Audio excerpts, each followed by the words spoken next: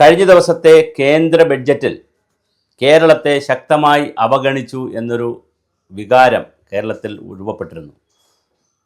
അതിൻ്റെ എതിർവാദം എന്നുള്ള നിലയിൽ, അല്ലെങ്കിൽ അതിനെ ഒന്ന് തണുപ്പിക്കുക എന്നുള്ള നിലയിലാണ് ഇന്നലെ റെയിൽവേ മന്ത്രി അശ്വിനി വൈഷ്ണവ് പത്രസമ്മേളനം നടത്തിയത്.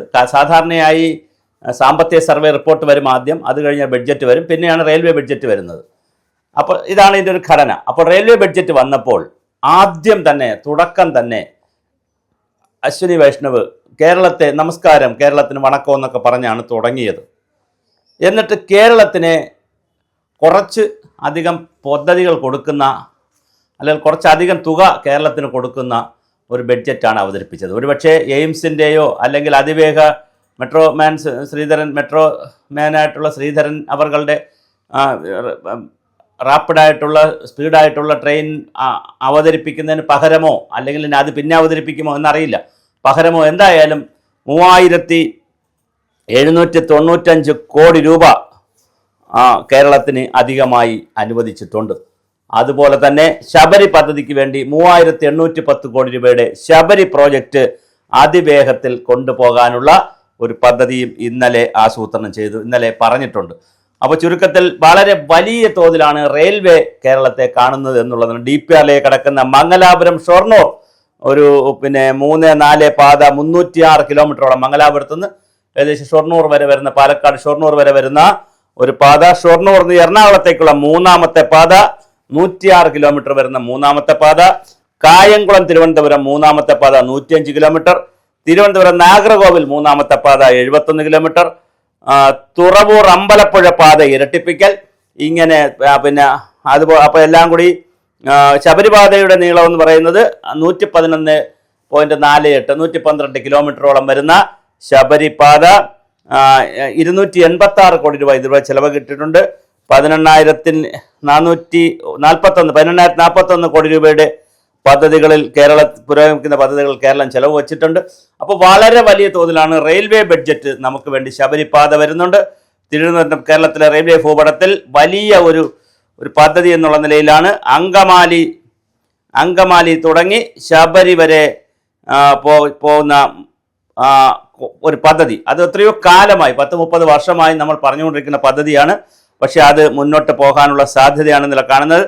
തിരുനാവായ ഗുരുവായൂർ 35 കിലോമീറ്റർ പാതയ്ക്കുള്ള നടപടികളും തുടങ്ങിയതായിട്ട് റെയിൽവേ അറിയിച്ചിട്ടുണ്ട്. അപ്പോൾ റെയിൽവേ വളരെ വലിയ തോതിലാണ് നമ്മെ സഹായിക്കാനെന്ന് പറയുന്നത്. ശബരിപാതയുടെ പകുതി ചെലവ് പങ്കിടാനും ഭൂമി ഏറ്റെടുക്കാനുമുള്ള സർക്കാരിൻ്റെ അടുത്ത ആഴ്ച അതിൻ്റെ ഉത്തരവിറങ്ങും. അപ്പോൾ ഇതിൻ്റെ പകുതി പൈസ ചെലവാക്കണം, അതുപോലെ ഭൂമി ഏറ്റെടുത്ത് കൊടുക്കണം. അത്തരം പണികളൊക്കെ കേരളം ചെയ്യണം. അപ്പോൾ അത് ചെയ്യാനുള്ള ഓർഡർ ഇറങ്ങും.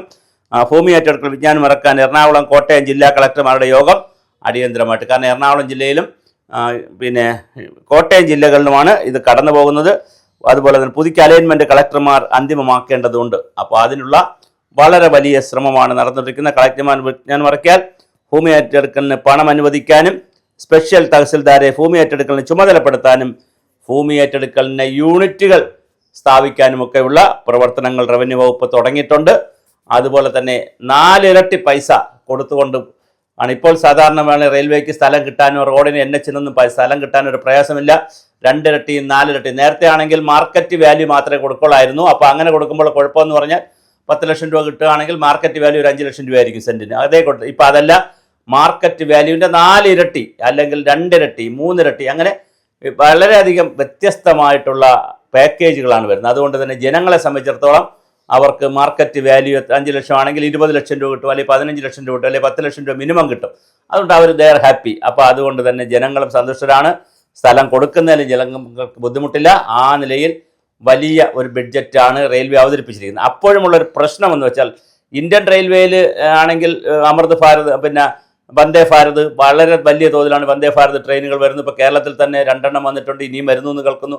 അതുപോലെ തന്നെ ഹൈഡ്രജൻ ട്രെയിൻ വരുന്നു, ബുള്ളറ്റ് ട്രെയിൻ വരുന്നു. ട്രെയിനിൻ്റെ മേഖലയിൽ റെയിൽവേയിൽ വലിയ കുതിച്ചുചാട്ടമാണ് ഇന്ത്യ ചെയ്തുകൊണ്ടിരിക്കുന്നത്. അവിടെ NHൻ്റെ കാര്യത്തിലും വലിയ കുതിച്ചുചാട്ടമാണ്. അപ്പോൾ ഇത് രണ്ടും നടക്കുമ്പോൾ തന്നെ ഈ റെയിൽവേ ഇത്രയും കാര്യങ്ങൾ ചെയ്യുമ്പോൾ നമുക്ക് പാലക്കാട് അനുവദിച്ചിരുന്ന ഇൻ്റഗ്രൽ കോച്ച് ഫാക്ടറി നമുക്ക് നേരത്തെ അനുവദിച്ചതാണ്. അത് പിന്നെ അവിടെ വന്നില്ല. അത്തരത്തിലുള്ള ഒരുപാട് സാധ്യതകൾ നമ്മൾ കിടപ്പുണ്ട്. പിന്നെ ഒരു വളരെ പ്രധാനപ്പെട്ട ഒരു കാര്യം, ഇന്ത്യൻ റെയിൽവേ ശ്രദ്ധിക്കേണ്ടത് മറ്റ് സംസ്ഥാനങ്ങളിൽ നിന്ന് വ്യത്യസ്തമായിട്ട് കേരളത്തിൽ മാത്രം ശ്രദ്ധിക്കേണ്ട ഒരു വിഷയമാണ് ശ്രദ്ധയപ്പെടുത്തുന്നത്. അതായത് കേരളത്തിൽ ധാരാളം സ്ഥലങ്ങളിൽ ഈ റെയിൽവേ ട്രാക്കിൻ്റെ സമീപത്ത് വേസ്റ്റ് ലാൻഡ് പോലെ സ്ഥലം കിടപ്പുണ്ട്.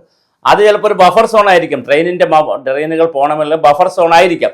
അവിടെയെല്ലാം ബിൽഡിങ്ങുകൾ വെക്കണമെന്ന് പറയുന്നില്ല, പക്ഷെ അവിടെയെല്ലാം ബ്യൂട്ടിഫിക്കേഷൻ നടത്തിയാൽ വളരെ മനോഹരമാക്കിയാൽ ഇപ്പോൾ യാതൊരു ലക്ഷ്യബോധമില്ലാതെ അലക്ഷ്യമായിട്ടുള്ള കാട് പിടിച്ചു കിടക്കുകയാണ്. അത് ഒരു എന്താണ് മലിനീകരിക്കപ്പെട്ട കാടെന്ന് പറയാം. നമുക്ക് പൊല്യൂട്ടഡ് ആയിട്ടുള്ള ഒരു രീതിയിലാണ് കിടക്കുന്നത് പ്രദേശങ്ങൾ.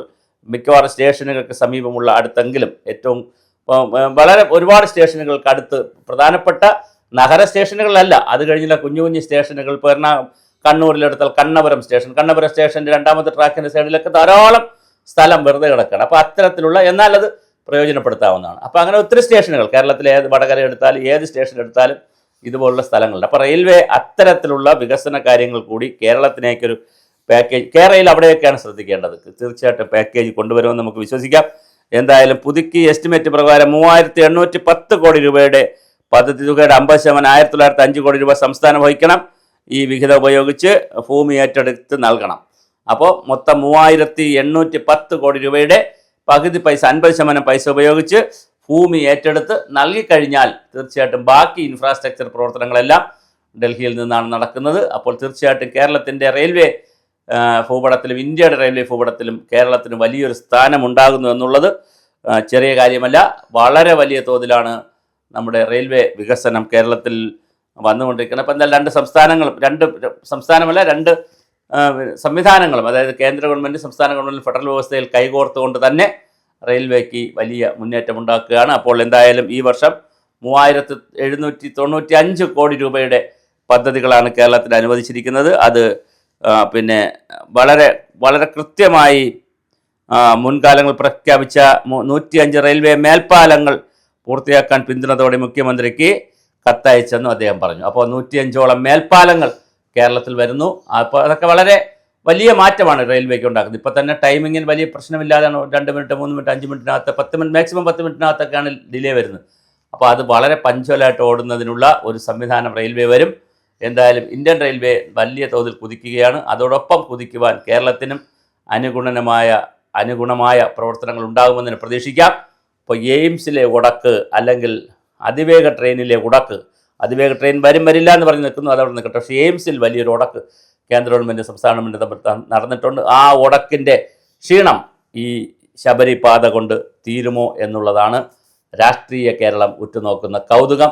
വികസിത കേരളമെന്ന് കേരളം പറഞ്ഞെങ്കിലും അതിനനുസരിച്ചുള്ള ഒരു വികസിത ഇന്ത്യയുടെ ഭാഗമായിട്ടുള്ള ഒരു വികസിത കേരളത്തെ കൊണ്ടുവരാൻ കേന്ദ്രം അവഗണന കാണിച്ചു, പരിഗണന തന്നില്ല എന്നുള്ളൊരു ഫീലാണ് മൊത്തത്തിൽ കേരളത്തിൽ നിൽക്കുന്നത്. അത് BJPക്ക് ഗുണകരമാകാൻ സാധ്യതയില്ല. പക്ഷേ അവിടെയാണ് ഒരു കൈ മുമ്പോട്ട് പോയി, അല്ലെങ്കിൽ ഒരു ഭാഗം മുമ്പോട്ട് പോയിക്കൊണ്ട് റെയിൽവേ ഇത്തരത്തിലൊരു വലിയ തീരുമാനം എടുത്തിരിക്കുന്നത്.